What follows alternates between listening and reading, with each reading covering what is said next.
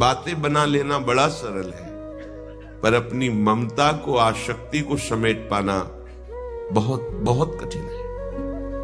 कोई बिरला साधक ऐसा होता है जो अपने लक्ष्य की तरफ रखता है, भगवान सामने, सदगुरुदेव सामने, पर ये दुष्ट इंद्रियां और मन जगत को ही पाना चाहते हैं, जगत को ही भोगना चाहते हैं, जगत को ही देखना चाहते हैं। कैसी मलिनता! इसलिए भक्त्या युक्तः, बातें केवल कर लेना थोड़ी होता कि हमें भगवत प्राप्ति करनी। भगवत प्राप्ति करनी है तो इसके मूल में सारी बात आ गई कि अब मुझे और कुछ चाह नहीं रखनी, और कोई कामना की पूर्ति नहीं करनी, और किसी से अपनापन नहीं रखना, मुझे प्रभु चाहिए। ये सावधान हो जाइए। आप एकांत में भी भगवान के सामने हैं, आपको हमारे श्यामा श्याम देख रहे हैं। ऐसी भावना से हर समय सजग रहोगे तो पापाचरण बंद हो जाएंगे। जिनकी इच्छा एकमात्र भगवत प्राप्ति की है, यदिच्छन्तो, उनको क्या करना होगा? ब्रह्मचर्यम चरंती, ब्रह्मचर्य का पालन करना होगा। प्रत्येक इंद्रियों का निर्विषय हो जाना वास्तविक ब्रह्मचर्य है। केवल जनेंद्री से ही ब्रह्मचर्य को नहीं लेते। हमारी प्रत्येक इंद्री भोगों से रहित होकर भगवत अनुराग में, नेत्र प्रभु को देखना चाहते हैं, त्वगेंद्री प्रभु को स्पर्श करना चाहती है, घ्राणेंद्री प्रभु के श्री अंग की गंध पाना चाहती है, श्रवणेंद्री प्रभु के वचन सुनना चाहती है। एक एक इंद्री अपने प्रभु में लग गई, अंतर्मुख हो गई, बाहर विषयों का त्याग हो गया। इसे ब्रह्मचर्य कहते हैं। पर प्रारंभिक ब्रह्मचर्य में जनेंद्री का ब्रह्मचर्य अत्यंत आवश्यक है। यदि जनेंद्री जन्य व्यभिचार दोष से युक्त है तो कदापि उसे भगवत प्राप्ति नहीं हो सकती। शुभ गति व्यभिचारी शुभ गति चाहे, असंभव। और भगवत मार्ग में सबसे बड़ा दुश्मन यही व्यभिचार दोष है, काम। इसी से हमारा हृदय मलिन होता रहता है, अंधा बटे पड़ा चबाए वाली दशा रहती है। हमें 50 वर्ष हो गए, अरे 50 जन्म हो जाए। तुम व्यभिचार करो, गंदी बातें करो, गंदे चिंतन करो, सो समय व्यतीत कर, अनंत जन्म व्यतीत हो गए, भगवत प्राप्ति हुई क्या? 50 वर्ष से भगवत प्राप्ति हो जाएगी क्या? 5 मिनट काफी है भगवत प्राप्ति में, एक बार नाम काफी है। वो स्थिति तो लाओ। बार बार बहिर्मुख वृत्तियों के द्वारा विषयों में सुख बुद्धि कर लेने से हमारा सारा का सारा अध्यात्म चिंतन बदलता रहता है, इसलिए लाभ नहीं मिल पाता, एक रस चिंतन नहीं रह पाता। बार बार विक्षेपी विषय करते रहते हो, हम सहते रहते हैं और भोगते रहते हैं। एक बार तो हिम्मत करके उठो, अब लो नशानी अब ना नशई हो, एक बार तो दृढ़ बनो। बस मन के अनुकूल चलने की बात को तुम्हें रोकना होगा, तभी तुम्हारे अंदर यदिच्छन्तो, ऐसी इच्छा जागृत होगी। पक्का पक्का ऐसा ही है। जब हम किसी विषय के वेग को सहते हैं, विषय नहीं भोगते हैं, तो मन बहुत जलाता है। उस जलन में फिर एक ही बात होती है, बस भगवत प्राप्ति हो जाए, झंझट खत्म हो जाए। कब तक हम इसमें चलेंगे? एक बार भगवत, वो जलन हमको भगवत प्राप्ति की इच्छा प्रकट करती है। अपने लोग क्या करते हैं? जलन को मिटाने की कोशिश करने लगते हैं, तो भगवत प्राप्ति की इच्छा क्या, भोग प्राप्ति की तृष्णा जागृत हो जाती है। भोगे हुए भोगों को बार बार भोगने की इच्छा का नाम तृष्णा है।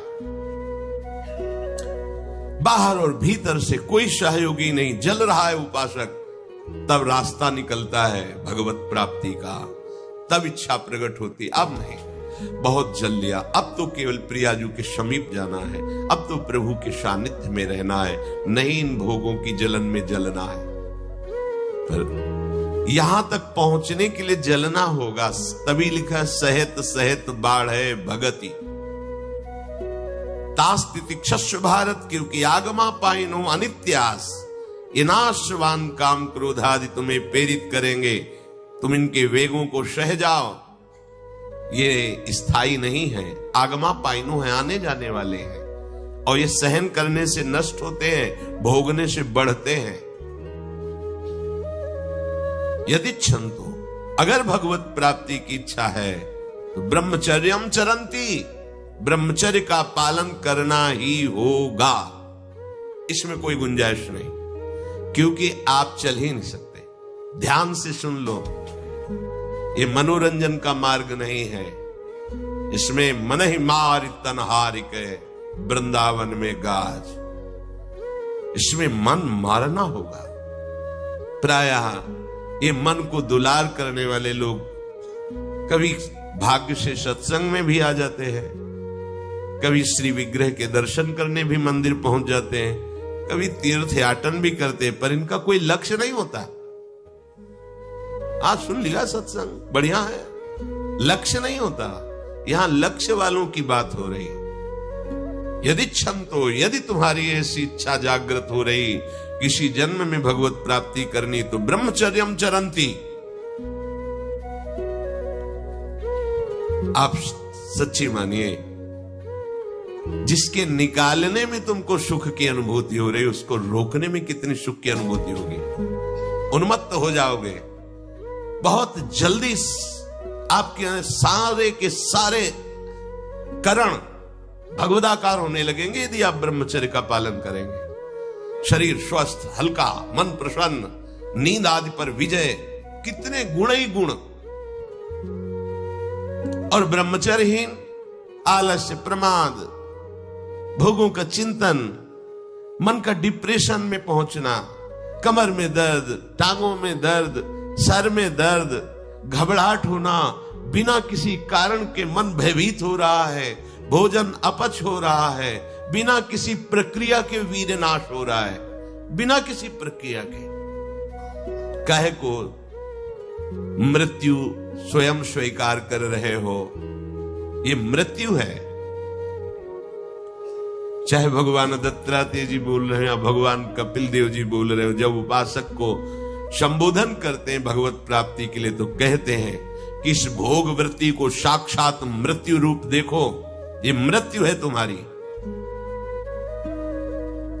जब शरीर राग त्यागना है तो तुम शरीर से भोग भोगोगे, तो आसक्ति शरीर की पुष्ट होगी, आसक्ति भोग सुख की पुष्ट होगी, है नहीं। कितने दिन शरीर रहेगा, कितने दिन भोग रहेंगे। विचारवान बनो, ब्रह्मचर्यम चरंती, ब्रह्मचर्य का पालन करो।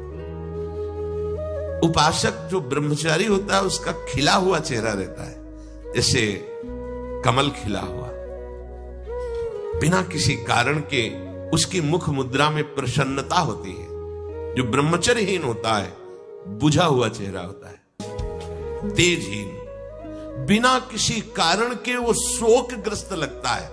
बैठा है, आपको लग रहा है शांत है, लेकिन आप चेहरे को देखो, वो एक शोकग्रस्त है, कुम्हलाया हुआ चेहरा, अशांत चेहरा, मुख प्रसन्न, तन तेज विराजा। यह है ब्रह्मचर्यम चरंती, भगवत आराधन संपन्न उपासक का। जैसे आग में पैर रखते हुए कोई चले तो कैसे चलेगा, ऐसे ही ब्रह्मचारी की पहचान है। इतनी स्फूर्ति उसके अंदर होती, जैसे आग में चलने वाला पूरा पैर नहीं रख पाएगा, अगला कदम रख देगा क्योंकि ताप लग रहा है, ऐसे उसकी स्फूर्ति होती पैरों में। उसकी आंखें एकाग्र रहती है, चंचलता इधर उधर या बार बार झपकना, ये विषयी पुरुष का लक्षण। बार बार पलक झपकना, ये विषयी पुरुष का लक्षण। इधर उधर ताक झांक, चंचलता, ऐसा बैठे तिनका तोड़ रहा है, पैर हिला, ये सब विषयी पुरुष के लक्षण। ये तो बिल्कुल साधारण स्पष्ट दिखाई देता है आदमी विषयी है या ब्रह्मचारी, एक सेकंड में लक्षण होते हैं।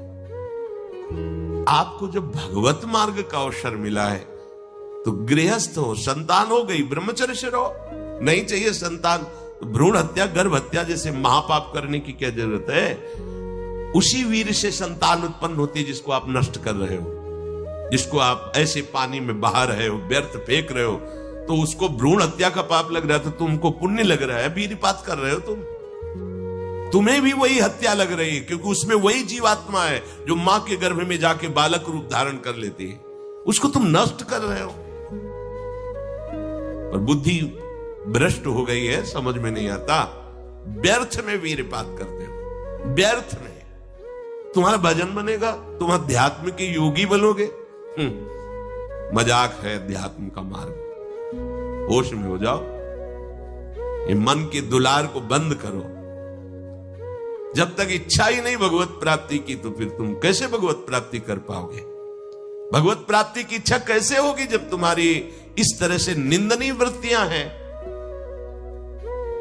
इंद्रियों को दुलार कर रहे हो, मन को दुलार कर रहे हो, भगवत प्राप्ति चाहते हो, आचरण नीच और चाहते हो उच्च पदवी। सावधान हो जाओ। यदि क्षंतो ब्रह्मचर्यम चरंत, ब्रह्मचर्य बहुत बहुत आवश्यक है, सबके लिए आवश्यक है, स्त्री पुरुष सबके लिए आवश्यक है।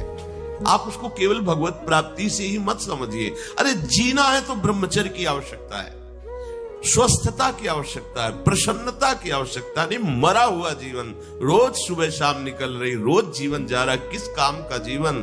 गया गई, रात्रि गई, दिन गया, समय जा रहा है। तुम्हारा उद्देश्य क्या है? तुम्हारे हाथ क्या लग रहा है? क्या प्राप्त कर रहे हो? विचार ही नहीं रह गए, विवेक ही नहीं रहे, पशुवत बस ऊपर चमड़ी में सुंदरता का लेप करके और मलमूत्रों के भांड में प्रियता करके पूरा जन्म नष्ट कर देना। कैसी धिक्कारमयी बुद्धि हमारी है। जहां हमें मुक्त होना चाहिए वहां मांग क्या रहे? कोई बिरला ही मुक्त होना चाहता है, वो बिरला वही होता है वीतरागाहा, जिसका राग नष्ट हो गया है, वो वैराग्यवान चाह करता है भगवत प्राप्ति की। जो भगवत प्राप्ति की इच्छा रखता है और ब्रह्मचर्य का पालन करता है, उसकी इंद्रियां शांत हो जाती है। सिद्धांत समझो, खूब भगवत भजन करो, चाहे गृहस्थ हो चाहे विरक्त। संतान उत्पत्ति की आवश्यकता है तो ब्रह्मचर्य नष्ट करो, नहीं तो गृहस्थ में भी ब्रह्मचर्य रहा जा सकता है। हर समय थोड़ी तुम्हारे अंदर विकार रहता है। बहुत सात्विक गृहस्थ हमने दर्शन की, बहुत सात्विक। अब तो ऐसा देखना, सुनना, बोलना, खाना पीना हो गया है कि ब्रह्मचर्य तो एक स्वप्न जैसी बात है, कोई इसे धारण ही नहीं करना चाहता। उसका कुपरिणाम सब भोग रहे हैं, सब भोग रहे हैं। नई अवस्था है, पता नहीं चलता है कि इसका जीवन का क्या उद्देश्य है, जीवन क्या है, समझ में नहीं आ रहा। मतलब कोई बाहरी संसारी हो तो चलो, बेचारे को मार्ग नहीं पता है, रोज सत्संग सुनते हैं, उनको ये पता नहीं कि मेरा उद्देश्य क्या है। अभी तक कैसे यही समझ में नहीं आता, उद्देश्य क्या है तुम्हारा? भोग उद्देश्य है तो नाटक क्यों कर रहे हो? जाओ मरो जाके भोगों में। अगर योग उद्देश्य है तो फिर चूक क्यों कर रहे हो? आगे बढ़ो। संपूर्ण इंद्रियां शांत हो जाती है उसकी, जिसके अंदर भगवत प्राप्ति की इच्छा और ब्रह्मचर्य पालन। शब्द याद करो, ये शास्त्र है। यही तो हम चाहते हैं, इंद्रियां शांत हो जाए, यही चाहते हैं हम। भोग नहीं चाहते हम सब। हमारी इंद्रियों में जब वेग आता है तो हम परेशान हो जाते हैं, ये कैसे शांत होंगी? तो पूर्वाभ्यास रहा है, यही रास्ता रहा है कि जब वेग आवे तो इंद्रियों से भोग करो तो शांति मिल जाएगी, ऐसा। और ये उल्टा है, त्यागात शांतिरंतरम। भोग का वेग आए, सह जाओ तो शांत हो जाओगे। पर उल्टा बात हमारी बुद्धि सिखाती है कि भोगों को भोगो तो शांति मिल जाएगी। और भगवान कह रहे, जिन्होंने रचना रची इंद्रियों की और भोगों की भी, वो कह रहे त्यागात शांतिरंतरम। तुम उनका त्याग कर दो तो शांति को प्राप्त हो जाओगे। चाहते हम शांति ही है, पर हमारी दुर्दशा है। एक आदमी गंगा के किनारे शांत बैठा, गंगा की तरंगों में आनंद ले रहा था। उसका मित्र आया, ओ वो कैसे बैठे हो? शांत बैठे। अरे नहीं भाई, कुछ करना चाहिए। वो चुप। बोलो ना, कुछ करना चाहिए।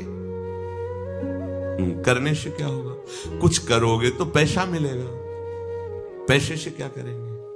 भोग सामग्री लेंगे। भोग सामग्री से क्या करेंगे? भोगेंगे। भोगने से क्या होगा? शांत हो जाएंगे। बोले तुम्हारी गलत बात है, भोगों से शांति तो प्राप्त नहीं होती।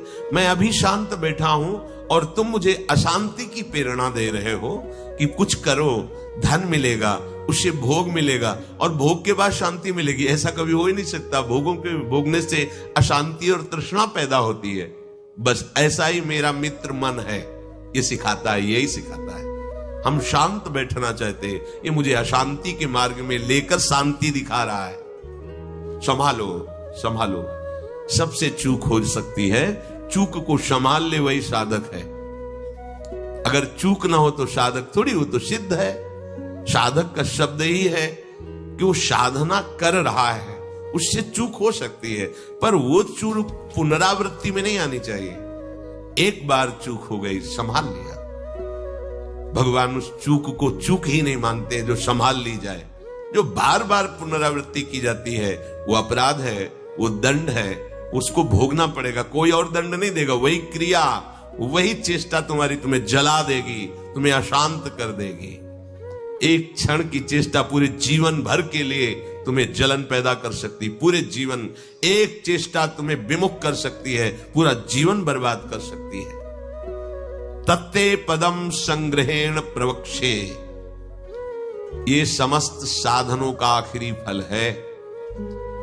जब कोई भगवत प्राप्ति की इच्छा करके ब्रह्मचर्य, ये बहुत खास बात है, बैठा लीजिए आप सब। ब्रह्मचर्य की अत्यंत आवश्यकता है। बिना ब्रह्मचर्य के अध्यात्म की चढ़ाई पर नहीं चढ़ सकते हैं। आपको परेशानी इसलिए होती कि आप उसी का चिंतन करते हैं। चिंतन छोड़ दीजिए, अभ्यास के द्वारा ऐसा चिंतन कीजिए। ऊपर प्रभु ने वर्णन किया, अभ्यास योग युक्तेन चेतसा नान्यगामिना। अपने चित्त को प्रभु के नाम रूप में लगाइए। भोगों का चिंतन ही ना हो तो कोई परेशानी नहीं भोग त्यागने में। भोग त्यागने में इसलिए परेशानी है कि हमारा भोग चिंतन मुझे चैन से नहीं रहने देता। अंदर से देखिए, कोई भी भोग क्रिया होने के पहले उस भोग में तदात्म होता है और चिंतन होता है। क्रिया बाद में होती है, सब कार्य पहले हो जाता है चिंतन के द्वारा। अब चिंतन के द्वारा उससे जो सुखानुभूति हो रही, अब वो क्रिया में सुखानुभूति प्राप्त करना चाहता, वो है नहीं। फिर क्रिया के बाद फिर चिंतन, फिर क्रिया, फिर चिंतन, दुर्गति को प्राप्त हो जाता है।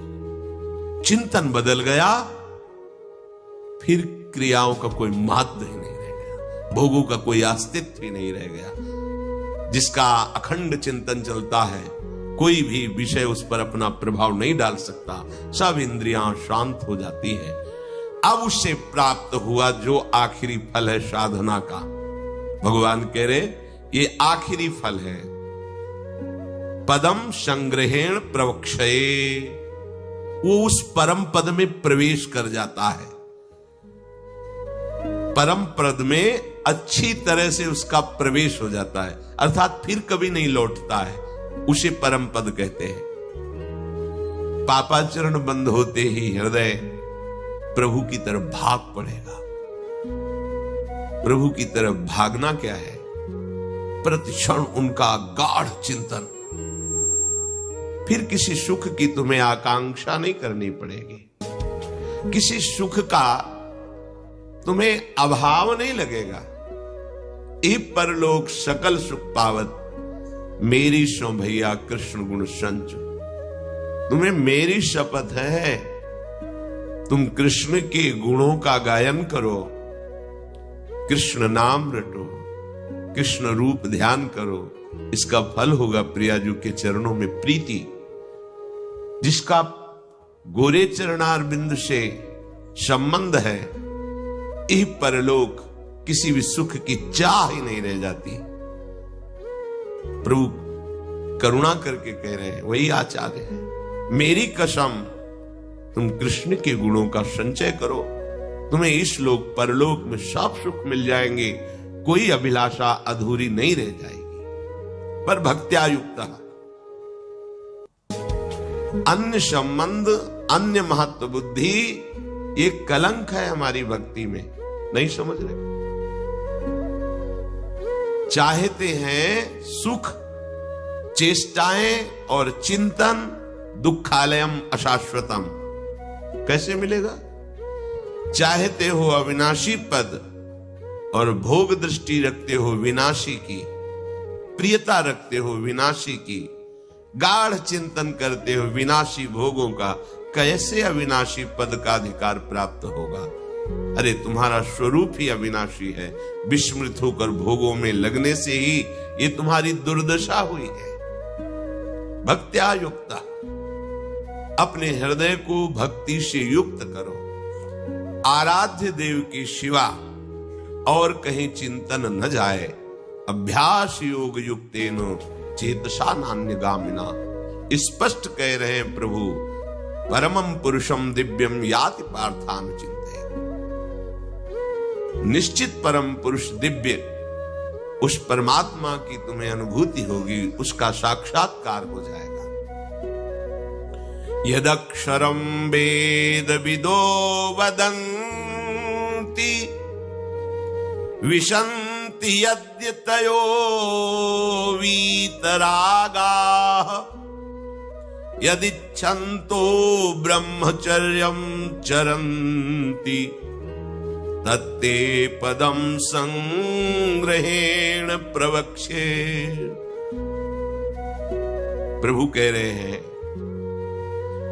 वेद और वेद वेत्ता ब्रह्म ऋषि, जिसको अक्षर कहते हैं, वीतराग यति जिसको प्राप्त करते हैं, वीतराग जिनका राग खत्म हो चुका है, अर्थात सुदृढ़ वैराग्यवान, जिसकी प्राप्ति की इच्छा करते हुए जो ब्रह्मचर्य का पालन करते हैं, वो परम पद में तेरे लिए संक्षेप में वर्णन करता हूं।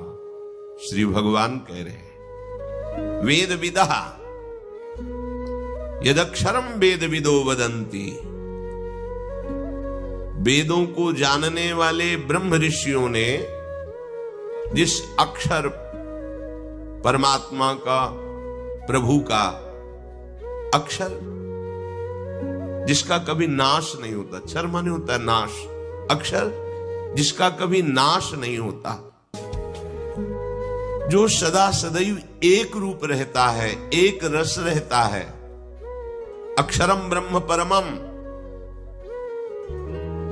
विशन्ति यद्यतयो वीतरागाः।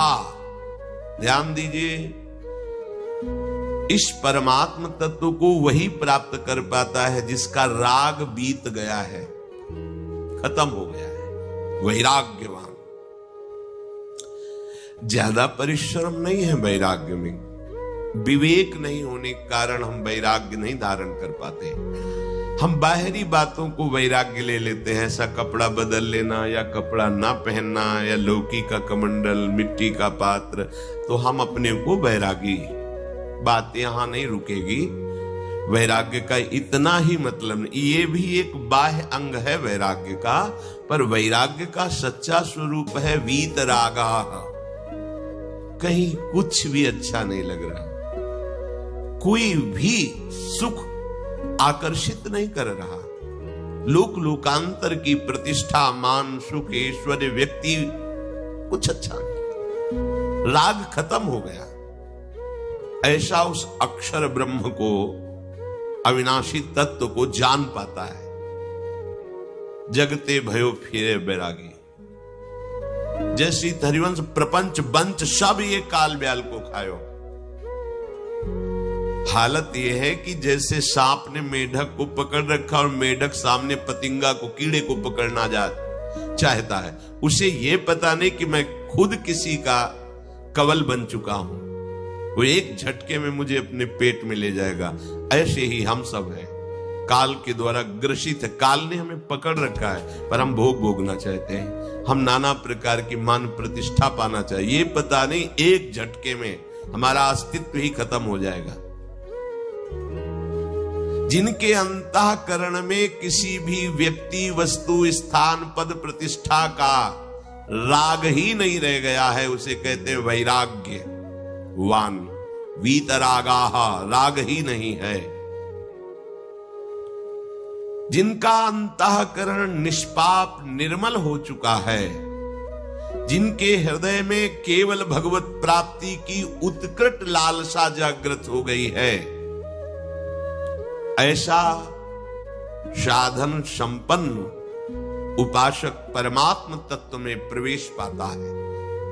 सर्वद्वाराणि संयम्य मनोहृदि निरुध्य च मूर्धन्याधायात्मनः प्राण मास्थितो योग धारणम् ओम इत्येकाक्षरम् ब्रह्म व्याहरन् मामनुस्मरन् यह प्रयाति त्यजन् देहं सयाति परमां गतिम।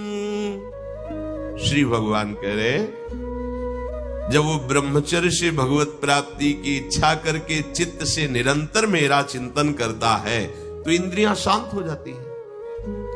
इंद्रियों के संपूर्ण द्वारों को रोक दिया। आंखें खुली हैं या बंद, केवल नाम दिखाई दे रहा है या मंत्र दिखाई दे रहा है, या मंत्र अधिष्ठात्र देवता श्यामा श्याम दिखाई दे रहे। ये आंख बंद करके ध्यान लगाना कमजोरी है, क्योंकि अभी उसे बाहर कुछ और और अंदर कुछ और। इसलिए जब बाहर भीतर एक बात हो जाती है तो आंख खुली रहे तो भी नहीं दिखाई दे रहा और कुछ, वो आंख बंद रहे तो कोई समस्या। खुली और बंद केवल पलकों का भेद है। अंतर के चिंतन का चिंतनीय तत्व उसकी दृष्टि के सामने होता है। इंद्रियों के संपूर्ण द्वारों को रोक लिया, बड़ा कठिन है, देख लो, बहुत कठिन। फिर मन को हृदय में निरुद्ध कर दिया। हृदय के सिवा मन जा ही नहीं, कोई वस्तु व्यक्ति स्थान का कोई चिंतन नहीं, मन अमना।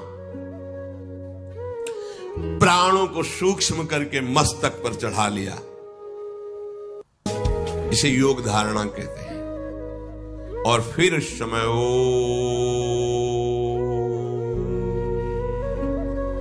ये भगवान का नाम है ओम, ये ब्रह्म स्वरूप है। इसी से वेदों का प्रादुर्भाव हुआ है। वेदों का जनक है प्रणव ओम, आ उमा, इन्हीं से वेदों का प्रादुर्भाव हुआ है। बड़ी महिमा है ओम की। उद्गीत,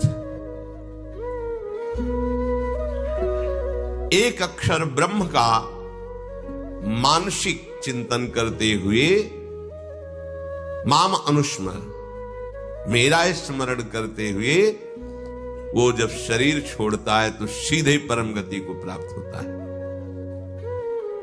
आप घबरा जाएंगे नहीं? घबरा जाएंगे ना ये बात सुन के? समस्त इंद्रियों को रोककर मन को हृदय में निरुद्ध करके प्राणों को इतना सूक्ष्म कर लिया है कि ब्रह्मरंध्र में स्थापित कर दिया और ओम उच्चारण करते